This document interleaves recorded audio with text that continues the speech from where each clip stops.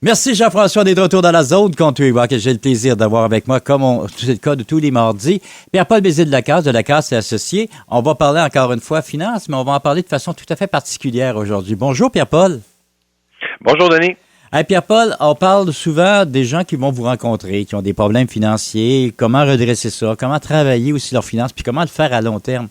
Mais quelque part, l'autre côté de ces gens-là, c'est-à-dire les créanciers, les gens à qui on doit des dettes, faut pas les oublier, les autres. Ils sont quand même dans le décor à quelque part et les autres aussi subissent un préjudice. Oui, absolument. Puis ces gens-là, je les ai aussi dans mon bureau. C'est l'autre côté de la médaille parce que des fois, il y a des gens qui vont, je vais donner différents exemples, mais des gens qui ont acheté dans un commerce des biens qui sont en attente de livraison ou qui ont pré-payé là, à un restaurant là, un certificat cadeau, quelque chose comme ça, et la compagnie ferme. Donc, oups, là, on se retrouve, on a payé de l'argent et on n'a pas le service qui est rendu ou l'objet qui est arrivé. Donc, on se trouve à être créancier dans une faillite. Donc, ça arrive. Et l'autre élément qui va arriver encore plus souvent, c'est on prête de l'argent à quelqu'un, un membre de la famille, que ce soit un ami, peu importe, et finalement, il nous rembourse pas, puis là, il fait une faillite ou il fait une proposition de consommateur. Donc, à ce moment-là, on va recevoir un document du syndic. Donc, dans un cas comme dans l'autre, on est créancier dans un dossier soit de faillite, soit de proposition, et on a des obligations, on a des devoirs, on a des droits, on a des renseignements. Donc, c'est un petit peu ça que je veux qu'on décortique ensemble aujourd'hui. Bon, alors on parle vraiment là, de quelqu'un qui a fait un prêt. On parle pas de quelqu'un qui a fait un don en famille, quelque chose de même. Le don est non remboursable, donc ne rentre pas comme étant un créancier. Et ça devient embêtant là, parce que ça doit créer des conflits aussi au niveau des individus, au niveau de la vie personnelle des individus, assez important même. Oui, il y a différents types. Il y a des gens, mettons qu'on va exclure tout de suite là le cas commercial. Ok, donc pour le cas commercial, la personne qui fait un achat, la première chose que je dirais là-dessus, si on a fait un achat et qu'on a payé qu'une carte de crédit, des fois on a même une mesure de protection. On peut être remboursé dans un contexte de faillite, dépendamment des types de cartes. Donc, ça, c'est première chose à vérifier pour les gens que ça leur arrive.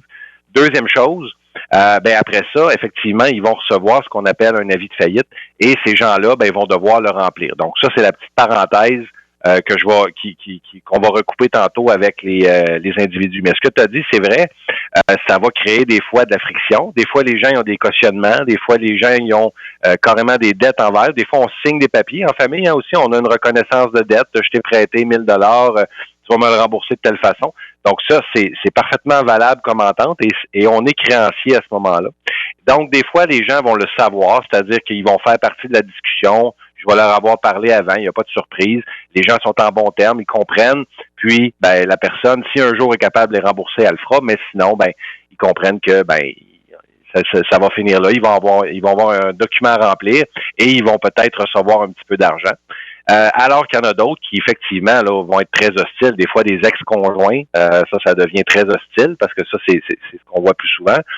Ou des fois, il y a des relations qui se sont effritées avec le temps, avec un membre de la famille qui nous avait prêté de l'argent. Et donc là, il y a encore là beaucoup d'émotions. Fait que, évidemment, on va être porté à gérer ça. Là. Mais essentiellement, les gens, ce processus-là commence parce qu'ils reçoivent un avis de faillite ou un avis de proposition, et les gens doivent absolument la remplir, ce document-là. C'est un document d'une page, très simple à remplir. Normalement, le syndic devrait accompagner ces personnes-là.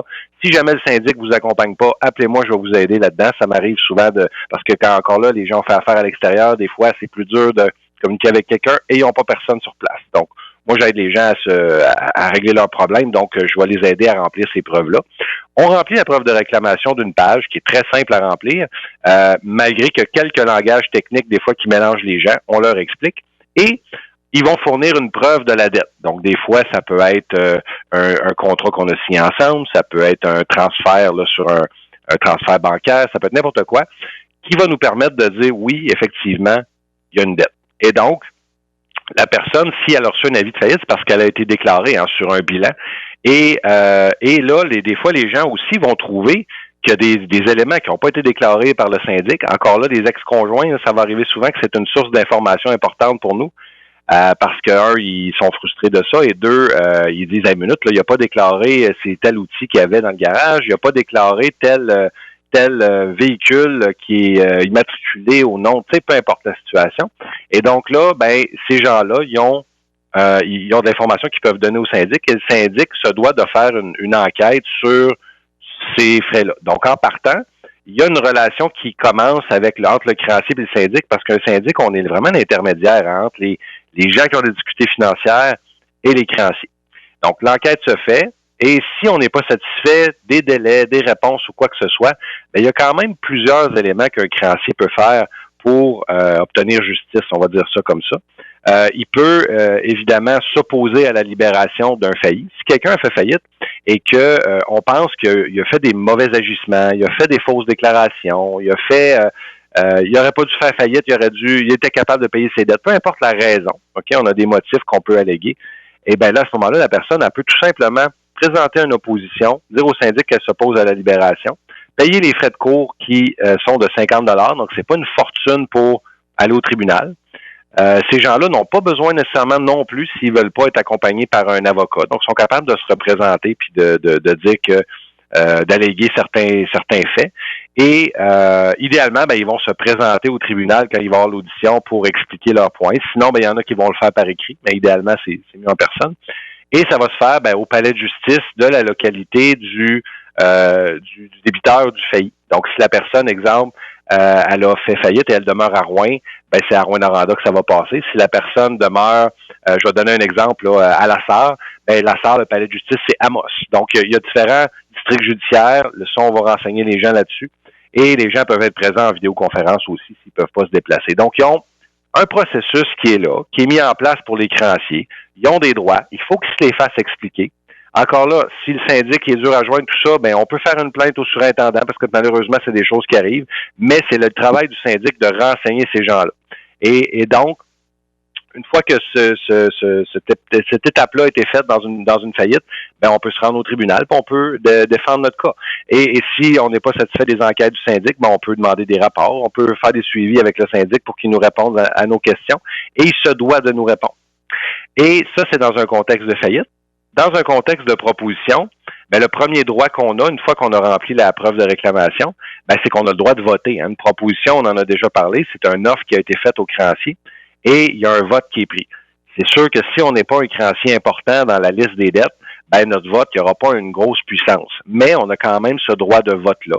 Et on a quand même un droit de s'opposer à l'homologation de cette proposition-là si on n'est pas d'accord. Encore là, il faut suivre, il y a des délais pour tout ça, donc il faut suivre son dossier, il faut s'en occuper, il faut poser des questions. Si le syndic ne nous répond pas, ben les gens peuvent m'appeler, moi ça va me faire plaisir de les aiguiller là-dedans parce que c'est des choses quand même un peu complexes. Et les avocats sont pas nécessairement spécialisés en droit de l'insolvabilité en Abitibi-Témiscamingue. Donc, ils vont lire la loi évidemment, puis vont être capables d'accompagner les gens, mais il n'y a rien de mieux que de parler à un syndic pour se faire aiguiller sur c'est quoi mes droits vraiment. Là.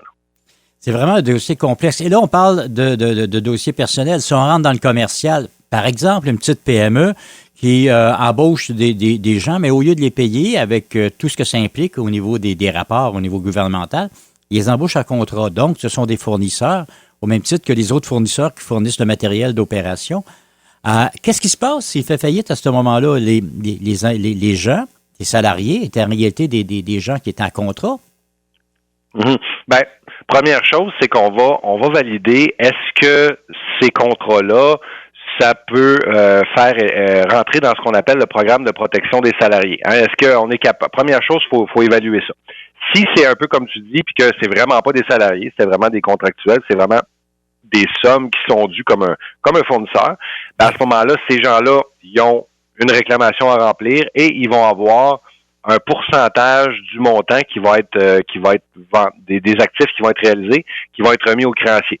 Là, évidemment, dans les contextes de faillite, là, on parle en bas de 1% de réalisation en moyenne au Canada dans les dossiers de faillite. Là. Donc, on s'attend pas à des fortunes, quoique certains dossiers, on va récupérer quand même pas mal d'argent. Donc, il faut vraiment regarder le dossier, il faut regarder l'avis de la faillite. Il y a toujours une date d'une audition pour un dossier commercial. Pas une audition, pardon, une assemblée des créanciers. Okay, on peut être présent à l'assemblée des créanciers. On peut écouter ce qui se dit. On peut demander le rapport du syndic. On est capable de suivre. Et le gros problème, c'est que les gens ne s'intéressent pas à ça et ne suivent pas ça quand ils sont créanciers. Et donc, ben, ils laissent les choses suivre son cours.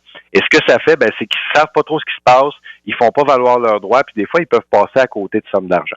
Donc, j'invite les gens, évidemment, à s'impliquer, peu importe là, que c'est un dossier d'un individu, d'une compagnie, peu importe. Mais dans le cas que tu as mentionné, ben, ils deviennent une dette qu'on appelle non garantie. Et là, ils vont recevoir une fraction du montant qui va être vraiment pas très élevée. Donc, oui, c'est une protection que les salariés ont, mais que les contractuels n'ont pas. Parce qu'il y a vraiment des grosses protections dans la loi pour les salariés, là. Ouais, ben c'est ça. Le salarié, c'est le premier payé dans le cas d'une faillite d'entreprise, si je ne m'abuse, hein? Ben, il y a des créanciers garantis, il y a toutes sortes de priorités, mais ce qui est beau avec il y a un nouveau programme, il est plus nouveau, là. Il a été mis en place là, autour de l'année 2009, le programme de protection des salariés. Ce programme-là, en fait, ce qu'il fait, c'est qu'il vient créer une super priorité et qu'il y a des fonds au gouvernement qui viennent payer en priorité jusqu'à un certain montant les salaires, les vacances, les préavis de départ des employés. Mais pour que ça soit éligible, malheureusement, il faut que la compagnie fasse faillite en dedans de 6 mois de la fin d'emploi de l'employé. OK? Donc, c'est si, exemple, une compagnie ferme, ne paye pas certains employés et elle fait faillite juste dans 1 an parce que soit les administrateurs n'ont pas l'argent, soit ils l'ont laissé de côté, ben là, à ce moment-là, ils n'auront pas droit à ça. Donc, c'est important pour des salariés qui ne sont pas payés quand il y a une fermeture de rapidement faire valoir leurs droits, de rapidement parler à la CNESST pour que effectivement puissent les aider à faire valoir leurs droits et qu'ils puissent faire des procédures parce que les administrateurs sont responsables des salaires s'ils ne sont pas payés. Donc, on veut absolument idéalement, les compagnies règlent leur dossier rapidement pour que ce programme-là s'active. Mais si celle-ci ne s'active pas, ben les salariés ont des recours contre la compagnie, mais ont des recours contre les administrateurs de la compagnie aussi. OK. On est dans un autre type de dossier, là. On n'est pas encore en faillite, on n'est pas encore devant le syndic. Il faut bouger bien avant, autrement dit, là. Oui, quand on n'est pas payé puis que notre fin d'emploi est là, que si on n'est pas payé dans les 2 semaines, dans le mois, mettons, là, il faut rapidement ouvrir un dossier pour justement que ces délais-là, pour qu'il y ait de la pression de mis, pour que les gens règlent leurs choses. Parce que une des raisons qui fait que des fois les gens ferment le commerce, font faillite 2 ans après, ben c'est que personne ne leur met de pression. S'il n'y a pas de pression, ben il n'y a rien qui se règle et tout reste stand-by et il n'y a rien qui se passe. Donc, dans ce temps-là, on dépasse des fois certains délais d'enquête, certains délais de plainte, certains délais pour recouvrir notre créance. Fait qu'il faut que quand même assez rapidement on s'en occupe.